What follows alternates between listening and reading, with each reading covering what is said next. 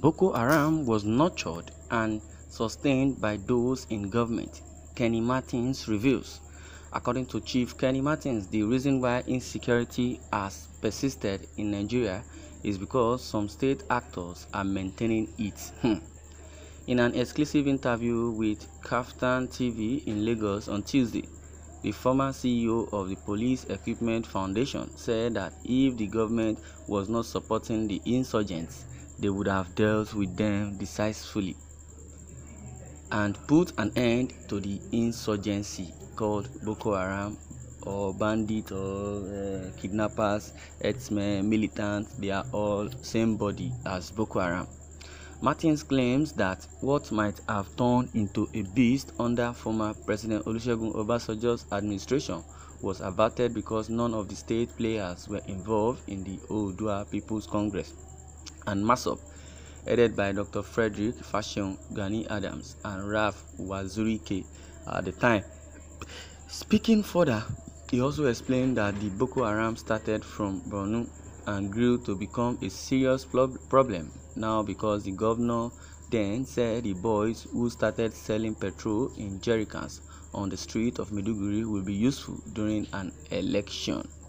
If today President Muhammadu Buhari, states, governors and local government chairman meet and said enough is enough, the insecurity will go away without much ado. It's because the state actors are sustaining them that they continue to fester.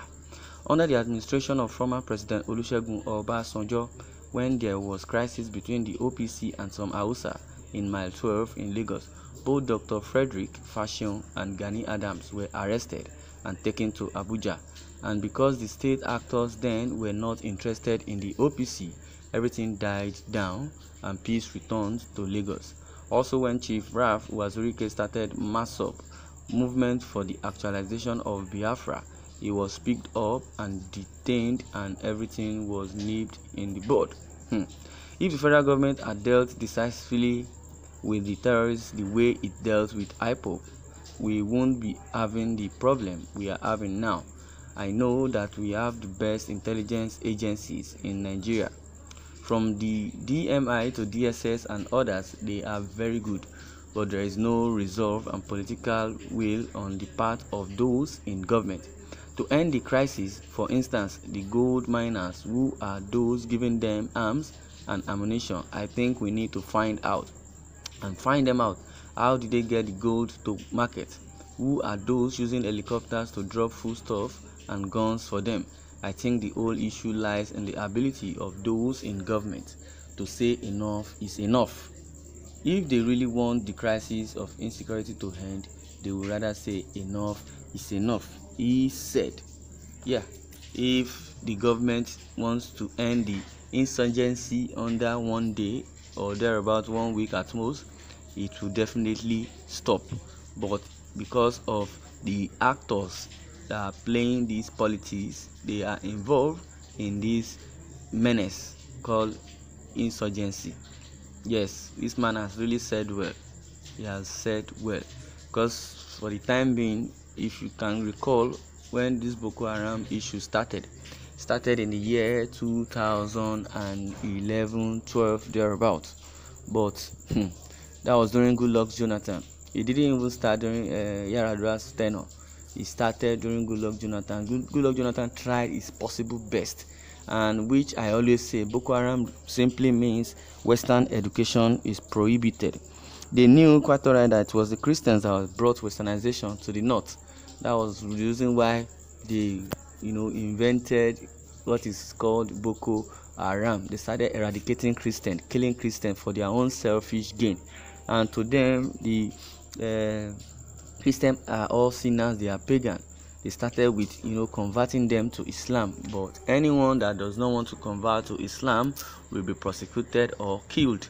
But at the long run, they started eliminating Christians. They said the Christians in the northern part of Nigeria were the ones opening the eyes of the timid northerner from, being timid.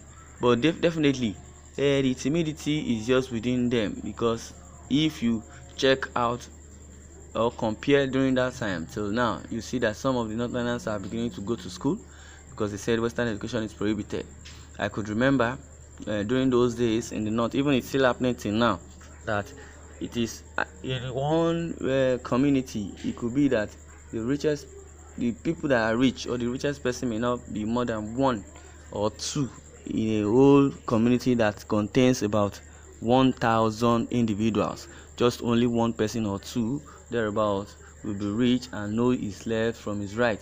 What they do is, those that are the almajiris, those that are the little ones, as in the illiterates, very early in the morning they will take plates, they will line up, they will go to I would say maybe it's the king's man in their village, the one that has money. According to them, they will start begging for alms. That's where the begging started from. They believe if they are eating a square meal or 2 square meal a day, they are okay. They don't have any problem again. To spend money, no. They go to farm also. Those kind of people use them for farming.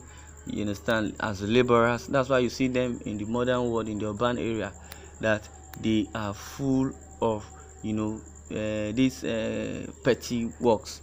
They run from Kano, Katsina, the northern part of Nigeria. They come to Lagos to come and do their jackie work, their laborer work. So they are very fond of that because that is the life they chose to live, and they have brainwashed them so heavily that they don't know their left from their right. So in the issue of Boko Haram, that was where it started all through from. But in the long run, the politicians then started having interest in that menace, just because they started gaining money. They started getting more money. They now turn into business. Now it's political. So according to Kaftan TV in Lagos, that interviewed the CEO of the Police Equipment Foundation, said that if the government was not supporting the insurgents, they would have dealt with them decisively.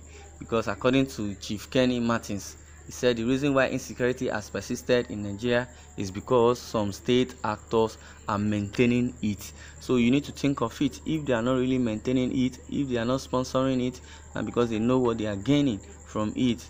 If you ask Chief Kenny Martins very vividly, he might just be diplomatic. If you ask him to name those that are involved in this menace, he would mention names. But to be diplomatic, because the northern agenda, you understand, I wouldn't say it's the northern agenda, because even the Hausas, they are even angry that Fulani, the immigrants came from all the way from Niger, came to Nigeria, started misbehaving, and the federal government is not saying anything. The presidency is not saying anything. They started from Boko Haram to the S-men. From S-men, kidnapping came in, and they didn't say anything. But well, it's now left for fate to judge. You understand? But Buhari is back in Nigeria. Let's watch and see. Maybe this time around he's gonna wake up. Either it's the real Buhari or not the real Buhari that we know. So you can drop your comments and also like and share.